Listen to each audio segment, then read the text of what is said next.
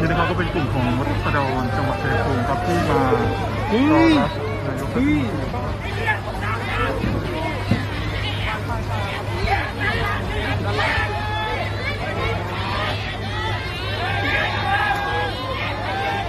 เป็นรถของอบจนะครับก็มาเปลี่ยนรถ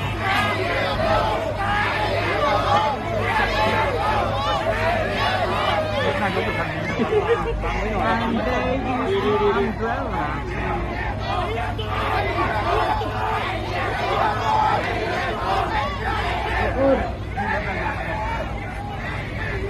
ความทุกข์ความสุขประชาชนเป็นเรื่องของรัฐบาลต้องทำต้องดูแลนะที่จะ